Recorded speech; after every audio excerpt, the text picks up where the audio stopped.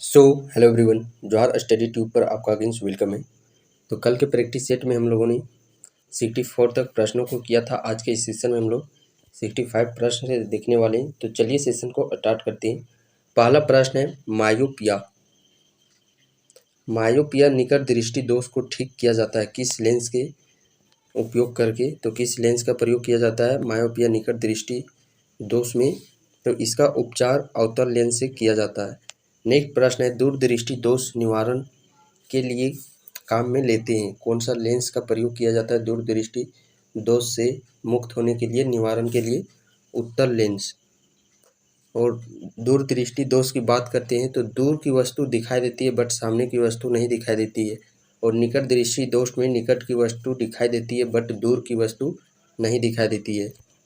Next प्रश्न है एक समतल दर्पण की वक्रता त्रिज्या होती है। तो समतल दर्पण की वक्रता त्रिज्या अनंत होती है। नेक्स्ट प्रश्न है चलती गाड़ी में बैठे आदमी की ऊर्जा होगी। जैसे कि कोई गाड़ी चलती है तो उसमें जो आदमी बैठा हुआ है उसमें किस प्रकार का गति हो जाएगा? स्थितिज ऊर्जा भी है और गतिज ऊर्जा भी है, या फिर गतिज ऊर्जा और सिर्फ स्थितिज ऊर्जा है? तो चलती गाड़ी में बैठे आदमी के पास दोनों ऊर्जा है, गतिज ऊर्जा भी है और स्थितिज ऊर्जा भी है। तो ये हम लोग को कैसे हम लोग ये सोचे कि वहाँ पे जो व्यक्ति बैठा हुआ है उसमें दोनों प्रकार की ऊर्जा है। सबसे पहले हम लोग गतिज ऊर्जा की बात करते हैं, काइनेटिक एनर्जी की। तो इसका फॉर्मूला हो जाता है हाफ mv²। यानी कि वेग है, यदि किसी भी वस्तु में वेग है, स्पीड है, वेलोसिटी है, तो उसमें गतिज ऊर्जा भी है। और पोटेंशियल एनर्जी की बात करते हैं हम लोग स्थितिज ऊर्जा की, तो इसका फॉर्मूला होता है mgh। यानी कि जिसमें भी हाइट है, हाइट के वजह से, ऊंचाई के वजह से होता है पोटेंशियल एनर्जी और वेग की वजह से होता है काइनेटिक एनर्जी। तो गाड़ी में बैठा व्यक्ति है तो उस व्यक्ति का हाइट भी है और उसमें वेग भी है, तो वो दोनों प्रकार का हो जाता है। नेक्स्ट प्रश्न है दाढ़ी बनाने के लिए काम में लाते हैं। दाढ़ी बनाने जो यूज़ किया जाता है वो कौन सा दर्पण का यूज़ किया जाता है? अवतल दर्पण का। और गाड़ी का हेडलाइट बात करते हैं, जो आगे होता है, आगे का दृश्य जहाँ पे बल्ब जलता है वो भी अवतल दर्पण का ही होता है। और कार के पीछे आने वाले यातायात को देखने के लिए, जैसे कि ड्राइवर होता है उसी के बगल में होता है जो छोटा सा आईना, वो किस प्रकार का दर्पण होता है? तो वो उत्तल दर्पण होता है। नेक्स्ट प्रश्न है अंतरिक्ष यात्री को आकाश का रंग दिखाई देता है। अंतरिक्ष यात्री को किस प्रकार का रंग दिखाई देता है? काला रंग। नेक्स्ट प्रश्न है सबसे कम वेवलेंथ तरंगदैर्घ्य वाला प्रकाश होता है। तो सूर्य के जो प्रकाश है इसको हम लोगों ने कैसे पढ़ा था? तो इसका हम लोगों ने आप लोगों को याद करवाया था बैजानी हा पिनाला। क्या चीज़? फिर एक बार पुनः रिकॉल कर देता हूँ, बयानी हा पिनाला। इस सीरीज को याद कर लीजिए क्योंकि यहीं से आप लोगों के 10 से 15 प्रश्न घुमा घुमा के पूछ लिए जाएंगे।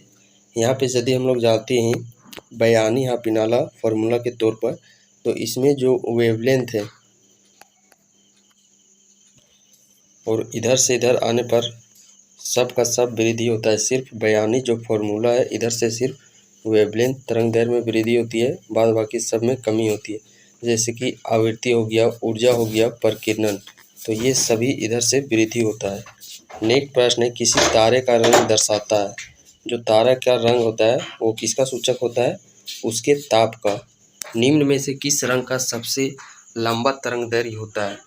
तो सबसे लंबा तरंगदैर्घ्य की बात करती हैं तो बयानी हा पिनाला, यानी कि वृद्धि, यानी कि सबसे कम तरंगदैर्घ्य तो होता है बैंगनी का, बट सबसे अधिक तरंगदैर्घ्य का होता है लाल का। सबसे अधिक यानी कि सबसे लंबा तरंगदैर्घ्य लाल का और सबसे कम बैंगनी का। आकाश नीला दिखाई देता है।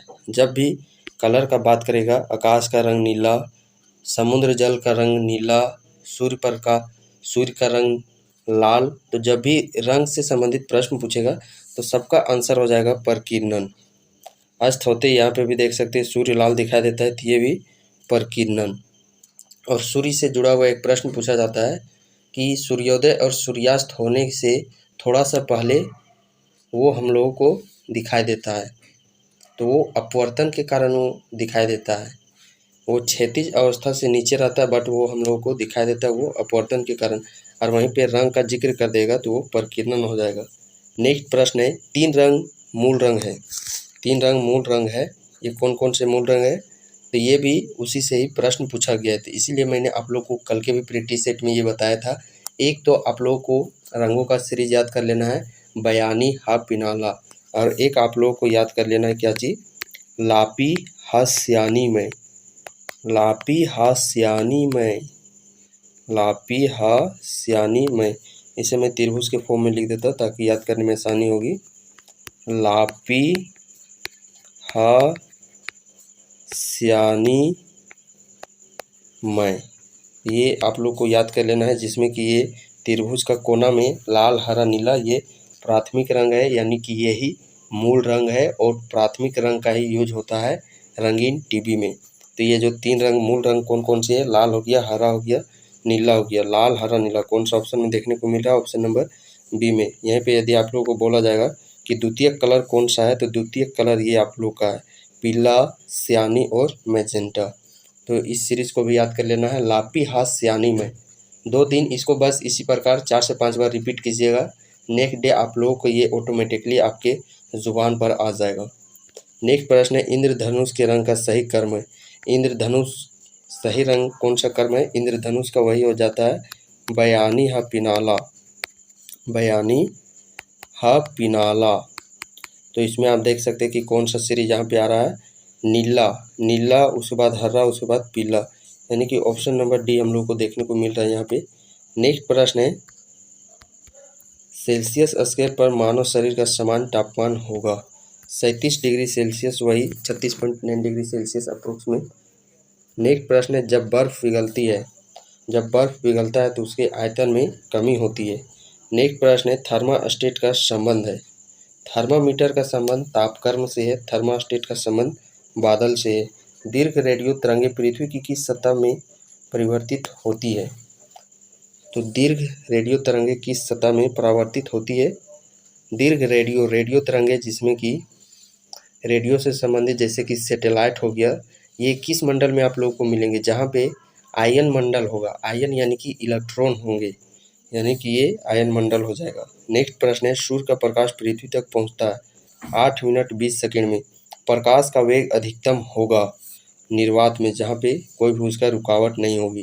प्रकाश की गति है, तो प्रकाश की गति 3 × 10⁸ मीटर पर सेकेंड। मरीचिका का बनना उदाहरण है, मरीचिका का बनना हो गया, हीरे का चमकना हो गया। प्रकाशीय तंतु ऑप्टिकल फाइबर इसी सिद्धांत पर कार्य करता है, जिसकी खोजकर्ता नरेंद्र कृपानी, जो कि एक भारतीय व्यक्ति हैं। तो ये सभी किसके कारण होता है? ये पूर्ण नियंत्रित परावर्तन के कारण। नेक्स्ट प्रश्न है, कितने डिग्री पर सेंटीग्रेड एवं फ़ारेनहाइट तापमान समान रहता है? -40 डिग्री। डायनेमो का कार्य क्या है? यांत्रिक ऊर्जा को विद्युत ऊर्जा में बदलना। नेक्स्ट प्रश्न है, समुद्र में नदी की अपेक्षा तैरने आसान होती है, ऐसा क्यों होता है? तो 4 ऑप्शन देख सकते हैं, इसमें आप लोग को सबसे सटीक ऑप्शन छांटना है। पहला ऑप्शन है, समुद्र जल नमकीन होता है, समुद्री जल गहरा होता है, समुद्री जल भारी होता है, समुद्री जल हल्का होता है। तो इसका मुख्य कारण है समुद्री जल भारी होना, नमकीन होना भी हो जाएगा, बट सटीक आंसर भारी है। बिजली के बल्ब का तंतु बना होता है, बिजली के बल्ब का तंतु किसका बना होता है? नाइक्रोम, मैग्नीशियम, लोहे का, टंगस्टन का। तो बिजली का जो तंतु होता है, कौन सा बिजली का? जो हम लोग जो रेड बल्ब देखते हैं पहले यूज करते थे, अभी तो इसका यूजेज भी बहुत ही कम हो चुका है। तो ये जो हम लोग को जो वाइट वाला लाइट नहीं, बल्कि जो रेड लाइट 10 रुपये में मिलता है, उस लाइट में जो यूज किया जाता था वो तार होता था, वो टंगस्टन का बना, और जो विद्युत हूटर के तार होते हैं वह नाइक्रोम के बने होते हैं। नेक्स्ट प्रश्न है, निम्नलिखित में से कौन विद्युत का सर्वोत्तम चालक है? माइका, स्वर्ण, तांबा, चांदी। तो विद्युत का सर्वोत्तम है चांदी, और विद्युत का ही न्यूनतम सर्वोत्तम की बात करते हैं तो वो है शीशा। नेक्स्ट प्रश्न है, CFL का पूर्ण रूप है? Compact fluorescent lamp. क्या चीज़? कॉम्पैक्ट फ्लोरेसेंट लैंप, CFL का पूर्ण रूप। सूर्य से उत्पन्न ऊर्जा का स्रोत है, सूर्य में जो ऊर्जा उत्पन्न होती है वह किस नाभिकीय संलयन का होता है, या फिर नाभिकीय विखंडन से, या फिर प्रकाशीय विद्युत प्रभाव, या फिर सेरेनकोव प्रभाव से? तो सूर्य में जो ऊर्जा उत्पन्न होती है वह नाभिकीय संलयन के कारण, और विकिरण से हमारे गर्मी लगती है। नेक्स्ट प्रश्न है, परमाणु बम का सिद्धांत आधारित है। परमाणु बम का सिद्धांत किस पर आधारित है? नाभिकीय संलयन, नाभिकीय विखंडन पर, उपयुक्त दोनों पर, या फिर उपयुक्त किसी पर नहीं। तो परमाणु बम की बात करते हैं, ये नाभिकीय विखंडन पर आधारित है, और हाइड्रोजन बम नाभिकीय संलयन पर। मनुष्य के लिए मानक ध्वनि स्वर है, कितना स्तर है? 60 डेसिबल। नेक्स्ट प्रश्न है, दूरबीन का आविष्कार किया था, तो दूरबीन का आविष्कार किसके द्वारा किया गया है? एडिसन, गुटेनबर्ग, ग्राहम बेल या फिर गैलीलियो ने। दूरबीन का आविष्कार गैलीलियो के द्वारा किया गया है। नेक्स्ट प्रश्न है, विल्हेम्स रोंटगन ने आविष्कार किया। विल्हेम रोंटगन ने किस चीज़ का आविष्कार किया? तो इनके द्वारा जो आविष्कार किया गया वह है एक्सरे मशीन। राष्ट्रीय विज्ञान दिवस किस वैज्ञानिक से संबंधित है? Ramanujam, professor S Chandrasekhar, C V Raman, H J. Bhabha. तो राष्ट्रीय विज्ञान जो सीवी रमन से संबंधित है। राष्ट्रीय विज्ञान दिवस किस दिन मनाया जाता है? 28 जनवरी, 28 मार्च, 28 फरवरी, 28 अप्रैल। 28 जनवरी को। अल्फ्रेड नोबेल ने किसका आविष्कार किया? Microphone, typewriter, dynamite, gramophone. तो अल्फ्रेड नोबेल ने किस चीज़ का आविष्कार किया है? इनके द्वारा आविष्कार किया गया डायनामाइट को। कब? 1901 ईस्वी में। नेक्स्ट प्रश्न है, भाप के इंजन का आविष्कार किसने किया? ऑप्शन है Robert Watson, James Watt, William Harvey, उपरोक्त में से कोई नहीं। तो भाप के इंजन का आविष्कारक है जेम्स वाट। अंतरिक्ष में जाने वाला प्रथम अंतरिक्ष यात्री कौन था? Yuri Gagarin, S Titov, Alan Shepard या फिर जॉन यंग। तो अंतरिक्ष में जाने वाला पहला पुरुष है यूरी गागरिन। चुंबकीय सुई किस तरह संकेत करती है? जो चुंबकीय सुई होती है चुंबकीय, तो वह नॉर्थ और साउथ, उत्तर और दक्षिण की तरफ वो दिशा का संकेत करती है। तो ऑप्शन के मुताबिक हम लोग का यहाँ पे सही आंसर हो जाएगा, वो हो जाएगा उत्तर। तो चलिए नेक्स्ट पार्ट में हम लोग 104 से आने वाले प्रश्नों को अगले सेशन में हम लोग प्रैक्टिस सेट में देखेंगे।